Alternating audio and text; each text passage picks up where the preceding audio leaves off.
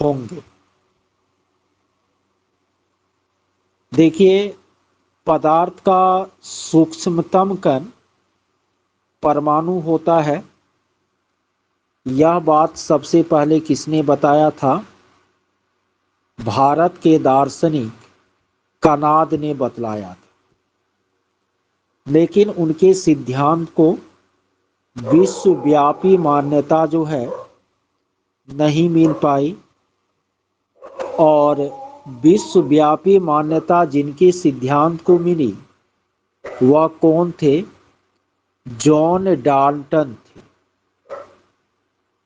आप लोग डाल्टन का परमाणुवाद जो है पढ़े होंगे। डाल्टन ने सबसे पहले आपको बताया आधुनिक युग में कि पदार्थ का सूक्ष्मतम कण जो है वो क्या होता है? परमाणु होता है, एटम होता है। डाल्टन ने आगे कहा कि परमाणु जो है अविभाज्य होता है। ये डाल्टन का कहना था। डाल्टन ये भी कहा कि एक तत्व के जितने भी परमाणु हैं, एक तत्व के जितने भी परमाणु हैं वह एक जैसे होते हैं। पहला बार डाल्टन कहा कि पदार्थ का सूक्ष्मतम कण परमाणु कहलाता है, सबसे छोटा कण। फिर उसने कहा कि परमाणु अविभाज्य होता है। उसने कहा कि एक तत्व के सभी परमाणु जो है समान गुण वाले होते हैं। और आगे उसने कहा कि तत्व का जो परमाणु है वह सरल परमाणु होता है और यौगिक का जो परमाणु है वह थोड़ा जटिल परमाणु होता है। ठीक है, ये बातें किसने कही? डाल्टन ने कही। तो विज्ञान में तो आपको सिद्धांत आते भी हैं और फिर उस सिद्धांत का क्या होता है? खंडन भी होता है। तो बाद के जो रसायन शास्त्री हुए तो उसमें उन्होंने आपको अपने प्रयोगों के आधार पर यह साबित किया कि डाल्टन का केवल एक बात सही है। कौन सा बात? तो डाल्टन बाबू जो बोले कि पदार्थ का सूक्ष्मतम कण परमाणु होता है, smallest particle of matter is atom, वो तो सही है। लेकिन उन्होंने जो कहा कि परमाणु अविभाज्य होता है वो बात क्या है? गलत है। क्योंकि बाद में आपको परमाणु के 3 मौलिक कण इलेक्ट्रॉन, प्रोटॉन और न्यूट्रॉन की खोज हुई। तो ये बात डाल्टन का गलत हो गया। डाल्टन ने कहा था कि एक तत्व के सभी परमाणु समान होते हैं। लेकिन जब बाद में समस्थानिक और समभारिक का कॉन्सेप्ट आया तो देखा गया कि एक तत्व के सभी परमाणु समान नहीं होते हैं। जैसे कार्बन का ही परमाणु है कार्बन 12, कार्बन 14, दोनों का प्रॉपर्टीज अलग होता है। तो यह बात भी डाल्टन का गलत हो गया। डाल्टन जो है तत्व के सूक्ष्मतम कण को भी परमाणु कहा, यौगिक के सूक्ष्मतम कण को भी परमाणु कहा। लेकिन बाद में जो है तत्व का जो सूक्ष्मतम कण है उनको तो परमाणु कहा जाता है, लेकिन यौगिक का जो स्मॉलेस्ट पार्टिकल है उसको क्या कहा जाता है? अणु कहा जाता है। ये सब बात इसका गलत साबित हो गया। केवल एक दो बात अभी तक उसका मानना है कि पदार्थ का स्मॉलेस्ट पार्टिकल एटम होता है, परमाणु होता है। ये आपको डाल्टन का थ्योरी है। समझ रहे हैं आप लोग?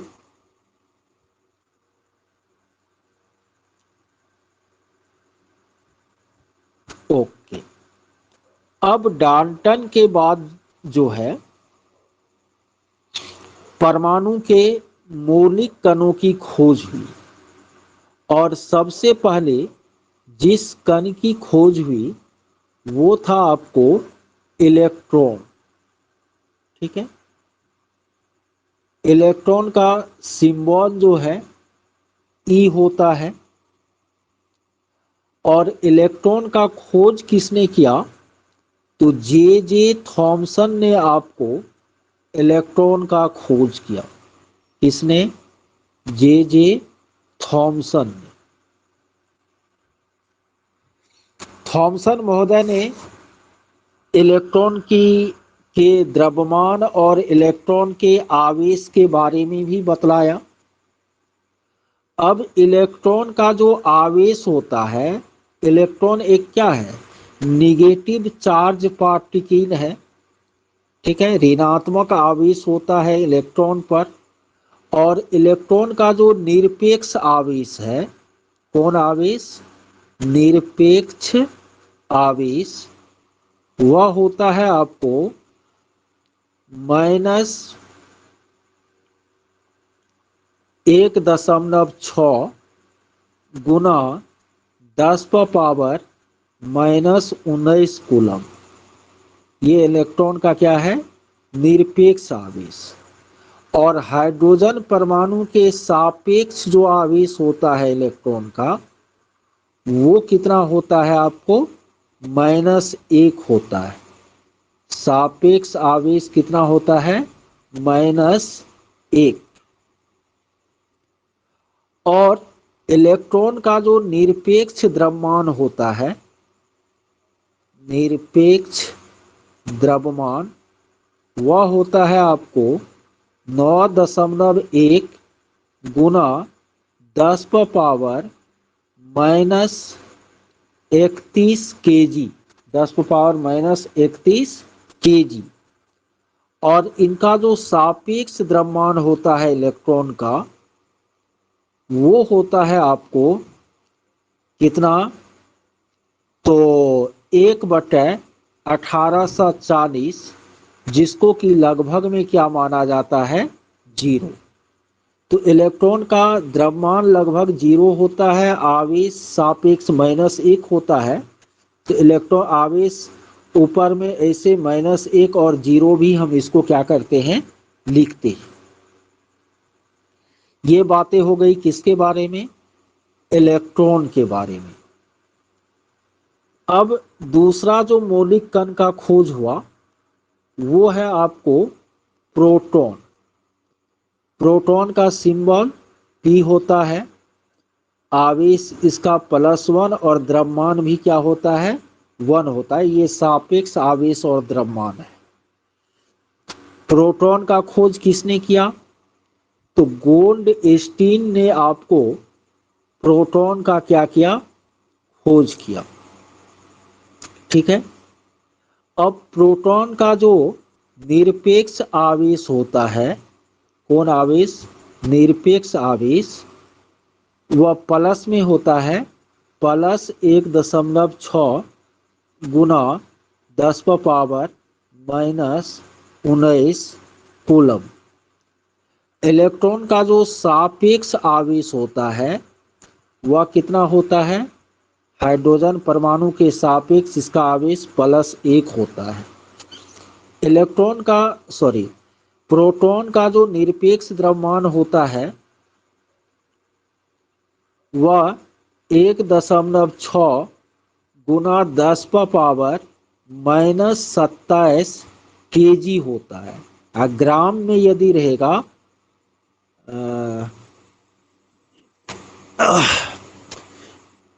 उल्टा तो नहीं कह रहे हैं, नहीं ठीक कह रहे हैं, केजी होता है। ग्राम में रहेगा तो 10⁻⁻24 ग्राम हो जाएगा, और ग्राम में रहेगा तो। और सापेक्ष द्रव्यमान जो इलेक्ट्रॉन का होता है वो कितना हो? प्रोटॉन का वो आपको 1 होता है। तो ये प्रोटॉन के बारे में हो गया। तीसरा जो आपको कण है, मौलिक कण, वह है न्यूट्रॉन। और इसका खोज किसने किया? जेम्स चैडविक ने किया। ठीक है, इनका निरपेक्ष या सापेक्ष दोनों तरह का आवेश जो है वह क्या होता है, जीरो होता है। निरपेक्ष कहिए या सापेक्ष कहिए, दोनों आवेश इसका जीरो होता है। निरपेक्ष इसका द्रव्यमान जो है वह प्रोटॉन के द्रव्यमान के बराबर होता है, 1.6 गुना 10⁻⁻27 kg, या आपको 1.6 गुना 10⁻⁻24 आपको ग्राम में। और इनका जो आपको सापेक्ष द्रव्यमान होता है वह 1 होता है। तो ये 3 मौलिक कण की खोज हुई, इलेक्ट्रॉन, प्रोटॉन और न्यूट्रॉन। इलेक्ट्रॉन ऋणावेशित कण है, प्रोटॉन धनावेशित, और न्यूट्रॉन जो है आवेशहीन कण है। जब इन मौलिक कणों की खोज हुई तब आपको इस बात पर विचार विमर्श शुरू हुआ कि आखिर परमाणु का संरचना कैसा होता है, मॉडल कैसा होता है। इस संबंध में सबसे पहला प्रयास किसने किया? थॉमसन ने। एटॉमिक मॉडल सबसे पहले देने का काम किया किसने? थॉमसन ने। थॉमसन ने कहा कि परमाणु एक धन आविष्ट गोला होता है। परमाणु धन आवेश से युक्त क्या होता है? गोला होता है। कौन बोला? थॉमसन। और उसने कहा कि परमाणु में बीच बीच में ऋण आवेश ठीक उसी तरह से रहते हैं जिस तरह की तरबूजे के अंदर उसका बीज होता है। परमाणु का पहला मॉडल देने का कोशिश जे थॉमसन ने किया। उन्होंने कहा कि परमाणु धन आवेश युक्त गोला होता है और उनके ठीक बीच बीच में इलेक्ट्रॉन ठीक उसी तरह होते हैं जिस तरह की तरबूजे के अंदर उसका बीज होता है। लेकिन थॉमसन का मॉडल बाद में गलत साबित हो गया। जब यह पता चला, थॉमसन के अनुसार तो परमाणु धन आवेश युक्त गोला है, लेकिन बाद में पता चला कि परमाणु उदासीन होता है क्योंकि उसमें इलेक्ट्रॉन और प्रोटॉन की संख्या बराबर होती है। तो इसलिए थॉमसन का मॉडल बाद में गलत साबित हो गया। इसके बाद किया कोशिश कौन? रदरफोर्ड महोदय। रदरफोर्ड जो है वह अल्फा कण प्रकीर्णन प्रयोग किया। अल्फा कण प्रकीर्णन प्रयोग किया किसने? रदरफोर्ड ने। उसने क्या किया? सोने के पतले पत्थर पर आपको किससे प्रहार कराया? अल्फा कणों से। अल्फा एक धन आविष्ट कण है, उससे उन्होंने प्रहार कराया। उन्होंने देखा कि कुछ अल्फा कण सीधे आर पार हो गई है, कुछ जो है थोड़ा सा विचलित हो गई है, और कुछ जो है टकराकर वापस लौट गई है।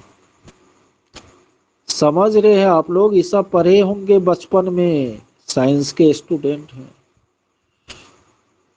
बिल्कुल नया चीज नहीं है ये। ठीक है। रदरफोर्ड जो है सोने के पत्थर पर अल्फा कणों से प्रहार कराया। अल्फा कण एक धनाविष्ट कण है, +2 इनका आवेश होता है, 4 इसका द्रव्यमान होता है। उन्होंने देखा कुछ अल्फा कण आर पार हो गया, कुछ अल्फा कण विचलित हो गया, कुछ अल्फा कण टकरा करके वापस लौट गया। इस प्रयोग के आधार पर उन्होंने निष्कर्ष दिया कि चूंकि अल्फा कण धन आवेशित कण है और परमाणु का धन आवेश ठीक बीच में होता है, इसलिए जो कण यहाँ बीच में टकराया वो रिटर्न वापस हो गया। जो साइड से निकला वो रिक्त क्षेत्र होता है, उसमें इलेक्ट्रॉन रहते, इसीलिए वो आर पार हो गया। तो इस तरह रदरफोर्ड जो है वह बोला कि परमाणु का सारा द्रव्यमान उसके केंद्र में होता है और उस केंद्र का नाम उसने क्या दिया? नाभिक। तो नाभिक का खोज किसने किया? रदरफोर्ड ने किया। अब रदरफोर्ड जो है इसके बाद परमाणु का मॉडल दिया। उन्होंने कहा कि परमाणु के ठीक बीच में आपको प्रोटॉन और न्यूट्रॉन से युक्त एक गोला होता है जिसको कि परमाणु का केंद्र कहते हैं, और उस केंद्र से जुड़ी हुई कक्षाएं होती है मच्छर मारने वाले क्वाइल के जैसा, और इन कक्षाओं में इलेक्ट्रॉन क्या करते हैं? चक्कर काटते हैं। ये बात रदरफोर्ड कहा, लेकिन बाद में उनके इस मॉडल को गलत साबित कर दिया गया। क्यों? यदि इलेक्ट्रॉन इस तरह से चक्कर काटेगा तो यह काटते काटते अंततः कहाँ गिर जाएगा? नाभिक में गिर जाएगा, और परमाणु का अस्तित्व खत्म हो जाएगा तब, जबकि ऐसा होता नहीं है। इसीलिए ये मॉडल भी गलत साबित हो गया। अब इसके बाद नील्स बोर महोदय जो है वह परमाणु का क्या दिया? मॉडल दिया। नील्स बोर ने कहा कि परमाणु के ठीक बीच में नाभिक होता है, उस नाभिक में प्रोटॉन और न्यूट्रॉन होते हैं, नाभिक के चारों ओर कक्षाएं होती है और ये कक्षाएं स्वतंत्र होती है, और इन कक्षाओं में इलेक्ट्रॉन क्या करते हैं? चक्कर काटते हैं। ये किसका परमाणु मॉडल है? नील बोर का। ठीक है, इसी को हम यही जो परमाणु मॉडल है वह अभी क्या है? आपको मान्य है। अब हम लोग थोड़ा सा देखते हैं बोर ब्यूरी योजना को। किसको? बोर ब्यूरी योजना। नील्स बोर महोदय ने परमाणु की कक्षाओं में इलेक्ट्रॉन का वितरण किस तरह से होता है इसके लिए एक योजना बतलाई। उन्होंने कहा कि किसी भी परमाणु के चारों ओर जो कक्षाएं होती है, ठीक है, उन कक्षाओं में रह सकने वाले जो अधिकतम इलेक्ट्रॉन है उसकी संख्या 2n² सूत्र से निर्धारित होती है। जैसे पहली कक्षा में n के जगह पर 1 देंगे तो 1 का स्क्वायर 1 हुआ, उसको 2 से गुना करेंगे 2, तो पहली कक्षा में उनके अनुसार कितने इलेक्ट्रॉन रह सकते हैं? 2। दूसरी कक्षा में 2 गुना 2 का स्क्वायर यानी 4 दूनी 8 इलेक्ट्रॉन रह सकते हैं। तीसरी कक्षा में 2 गुना 3 का स्क्वायर, 3 तिया 9, 9 दूनी 18 इलेक्ट्रॉन रह सकते हैं। चौथी कक्षा में 2 गुना 4 का स्क्वायर, 16 दूनी 32 इलेक्ट्रॉन रह सकते हैं। यानी बोर महोदय ने बताया कि किसी भी परमाणु के चारों ओर जो कक्षाएं होती है उन कक्षाओं में इलेक्ट्रॉन कितने रहेंगे, कैगो कक्षा रहेगा, ये आपको 2n² सूत्र से निर्धारित होती है। ठीक है, यानी पहली कक्षा में 2 गुना 1 का स्क्वायर 2 इलेक्ट्रॉन रहेगा, दूसरी में 2 गुना 2 का स्क्वायर 8 इलेक्ट्रॉन रहेगा, तीसरी में 2 गुना 3 का स्क्वायर 18 इलेक्ट्रॉन रहेगा। साथ ही उसने कहा बोर महोदय कि किसी कक्षा में 8 से ज्यादा इलेक्ट्रॉन तभी रहेगा जब उससे आगे की कक्षा में कम से कम 2 इलेक्ट्रॉन चले जाए, और किसी कक्षा में 18 से ज्यादा इलेक्ट्रॉन तब रहेगा जब उससे आगे की कक्षा में 8 और उससे आगे की कक्षा में कम से कम 2 इलेक्ट्रॉन चले जाए। अब इस आधार पर जैसे कि हाइड्रोजन है, हाइड्रोजन की परमाणु संख्या कितनी होती है? 1। तो एक चीज तो आप लोग जानते हैं ना कि किसी भी तत्व की जो परमाणु संख्या होती है वही उस तत्व में उपस्थित इलेक्ट्रॉन की भी संख्या होती है। तो हाइड्रोजन में कै गो इलेक्ट्रॉन रहेगा बताइए? एक। कार्बन में कै गो इलेक्ट्रॉन रहेगा? 6। क्यों? कार्बन की परमाणु संख्या 6 होती है। तो अब हाइड्रोजन की परमाणु संख्या कितनी होती है? 1। ठीक है। तो अब हाइड्रोजन का जो संरचना होगा, हाइड्रोजन में कै गो, एगो तो नाभिक है, नाभिक के चारों ओर कै गो कक्षा रहेगा? तो आप जानते हैं कि पहली जो कक्षा होती है उसमें अधिक से अधिक 2 इलेक्ट्रॉन रह सकते हैं। तो हाइड्रोजन का के पास तो एक ही इलेक्ट्रॉन है, इसीलिए इसमें एक ही कक्षा होगी और उसमें एक इलेक्ट्रॉन होगा। अब हीलियम है, हीलियम के पास 2 गो इलेक्ट्रॉन है, तो भी कै गो कक्षा होगा? एक गो कक्षा होगा और उसमें 2 इलेक्ट्रॉन होगा। लेकिन लिथियम के पास 3 गो इलेक्ट्रॉन है, तो इसमें पहली कक्षा में क्षमता है ज्यादा से ज्यादा 2 इलेक्ट्रॉन रहेगा, इससे ज्यादा इसमें रह ही नहीं सकता 2n² फॉर्मूला से। तब इसमें एक गो और कक्षा होगा और उस कक्षा में कै गो इलेक्ट्रॉन रहेगा? 1 गो, तब 2 1 3 होगा। कार्बन है 6 गो, तो पहली कक्षा का क्षमता है 2 इलेक्ट्रॉन रखने का, लेकिन दूसरी का क्षमता है 8 इलेक्ट्रॉन रखने का। आपको अब बचा हुआ कितना है? 2 गो पहली कक्षा में रह गया, तो कार्बन में 4 ही बचा हुआ है। तो आप दूसरी कक्षा में कितना इलेक्ट्रॉन रखिएगा? 4 गो। जैसे कि फास्फोरस का 15 होता है, तो पहली कक्षा में आप 2 से ज्यादा नहीं रख सकते हैं, दूसरी में आप 8 से ज्यादा नहीं रख सकते हैं, तीसरी में आप 18 रख सकते हैं, लेकिन अभी आपको इलेक्ट्रॉन कितने बचे हैं? केवल 5। तो तीसरी कक्षा में आप कितना इलेक्ट्रॉन रखिएगा? 5। इस तरह से बोर-ब्यूरी योजना के अनुसार इलेक्ट्रॉनों का कक्षाओं में क्या होता है? वितरण होता है। कक्षा की संख्या कितनी होती है? आप लोगों को पता है मैक्सिमम कक्षा कै गो हो सकता है? 7। और इस कक्षा को KLMNOPQ से डिनोट किया जाता है ना। K हो गया पहली कक्षा, L दूसरी कक्षा, M तीसरी कक्षा, N चौथी कक्षा, O पांचवी, P छठी और Q सातवीं कक्षा। अब आपको इन कक्षाओं में, ये कक्षाएं जो है वह उप कक्षा में भी बटी होती है, और उप कक्षा की संख्या कै गो होती है? 4। S, P, D और F पढ़े होंगे।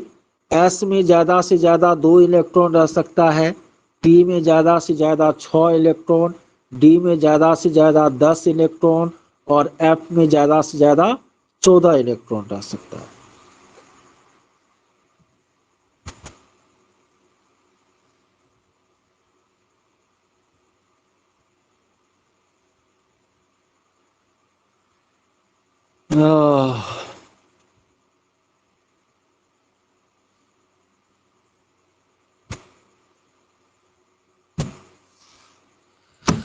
रोशन जी को मैथ की जरूरत है।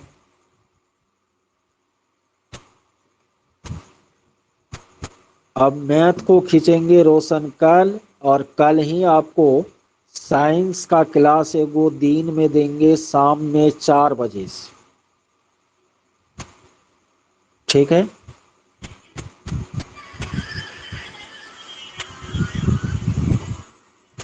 आज मंगलवार है, मंगलवार को थोड़ा हम फास्टिंग में भी रहते हैं, इसलिए अभी इतना ही रहने दीजिए। ठीक है।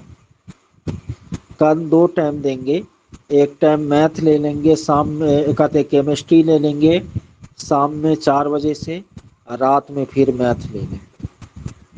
ठीक है। समझ में आता है ना ये जो केमिस्ट्री बता रहे हैं?